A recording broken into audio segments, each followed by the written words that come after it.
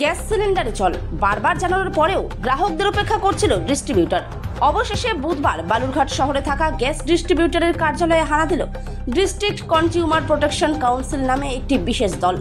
জেলা শাসকের নির্দেশে গঠিত এই দলে রয়েছে ক্রেতা সুরক্ষা দপ্তর, পুলিশের এনফোর্সমেন্ট ব্রাঞ্চ, জেলা স্বাস্থ্য দপ্তরের পক্ষ থেকে ফুড সেফটি বিভাগ এবং লিগ্যাল মেট্রোলজি দপ্তর।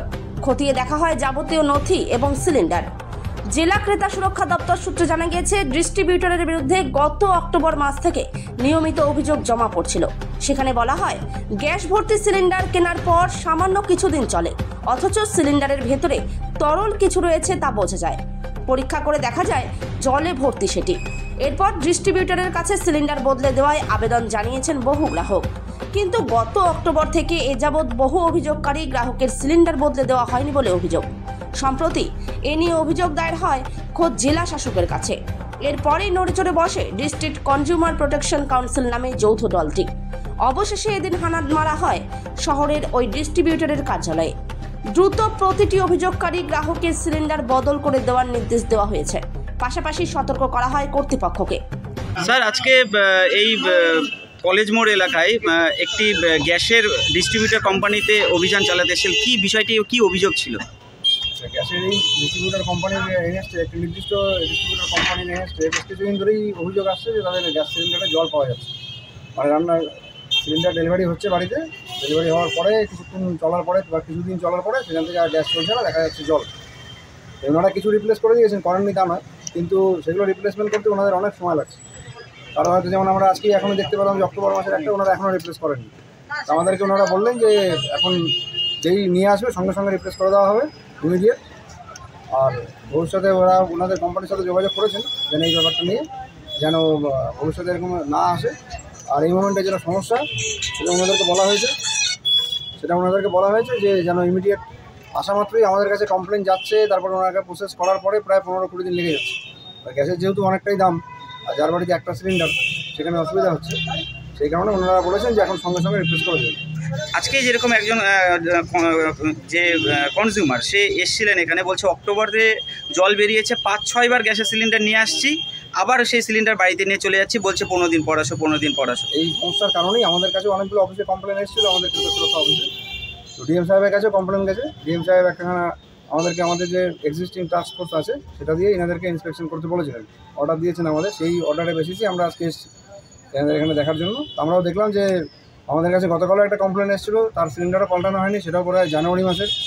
ওনারা আজকে আমাদের কথা দিলেন যে এর মধ্যে যা আছে, যতগুলো আছে সবগুলো সিলিন্ডার ইমিডিয়েটলি ওনারা পাল্টে দেবেন। তো তারপরে এবার আমাদের কাছে কমপ্লেন যাবে, তারপরে পাল্টাবেন এবং করবেন। ওনাদের কাছে আসলে সঙ্গে সঙ্গে করে দেবেন আমাদের, ওনারা বলেছেন মৌখিক।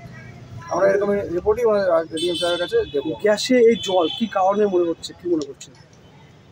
গ্যাসে জল অনেক সময় রেয়ার, এতদিন ধরে কোথাও আমরাও শুনিনি যে এত দীর্ঘ সময় ধরে গ্যাসের সিলিন্ডারের মধ্যে জল বেরোচ্ছে। হয়তো অনেক সময় বেরোয়, কোনো একটা বা দুটো সিলিন্ডার হঠাৎ বেরোলো, কিন্তু সেই অক্টোবর মাস থেকে আমরাও শুনছি কমপ্লেন চলছে, আজকে এপ্রিল মাস, এত দীর্ঘ সময় ধরে জল কোথাও আমরা শুনিনি। আর অদ্ভুত একটা সমস্যা। কোন ডিপার্টমেন্ট আজকে অভিযানে এসেছে? আমাদের সাথে ফুড সেফটি দপ্তর আছে, ডিস্ট্রিক্ট এনফোর্সমেন্ট ব্রাঞ্চের পুলিশ অফিসাররা আছে, লিগাল মেট্রোলজি থেকে ইন্সপেক্টর সাহেব আছে, আর আমাদের ক্রেতা সুরক্ষা। আপনার নাম এবং designation? Manojit Raha, deputy assistant director consumer affairs. আজকে ক্রেতা সুরক্ষা দপ্তরের আধিকারিকরা একটা অভিযোগ পেয়ে আপনাদের ডিস্ট্রিবিউটর যে কোম্পানি আছে সেখানে এসেছিলেন অভিযানে, কি বিষয়টা? অনেক ডিফেক্টিভ সিলিন্ডার কমপ্লেন আছে, যেটা হচ্ছে ওয়াটার ফিল। তো তাদের রিপ্লেসমেন্ট করা হচ্ছে কি না তার জন্য চেক করতে আসে, কারণ কি এরকম অনেক কমপ্লেন্সই আসছে।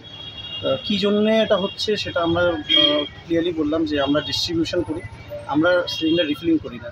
রিফিলিং আমাদের প্লান্ট থেকে হয়, যেটা ইন্ডিয়ান অয়েল করে আমাদের পাঠায়। তা এটার এগেনস্টে আমরা ডিএম সাহেবকেও আমরা কমপ্লেন জানিয়েছি যে এরকম আমাদের কাছে কমপ্লেন আসছে, যেটাতে আমাদের রেপুটেশন হ্যাম্পার হচ্ছে। কেন কি আমরা ডিস্ট্রিবিউশন করছি ফ্রম দ্য লাস্ট 40 years।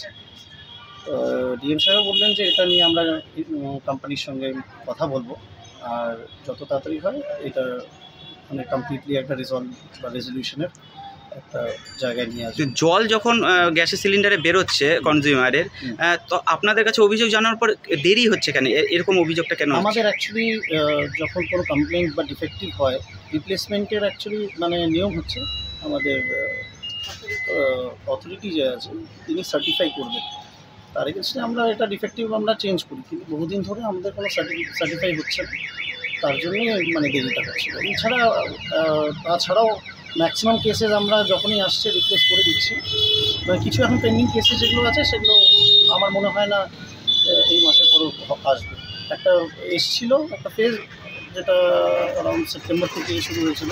আজ দেখা গেল অক্টোবরের একজন কনজিউমার গ্যাসের জল বেরিয়েছে, এখনো পায়নি। এই যে 5-6 মাস প্রায় হতে চললো, মানে এই সমস্যাটা কেন হচ্ছে, সে কেন এখনো এই জল পাচ্ছে না? সমস্যা ইনি অ্যাপ্লিকেশন আমরা যখনই কেউ আসে তার অ্যাপ্লিকেশন নিই, এখন ইনি মুখে বললেন সেটা আমাকে দেখতে হবে ইনি কবে অ্যাপ্লাই করেছেন।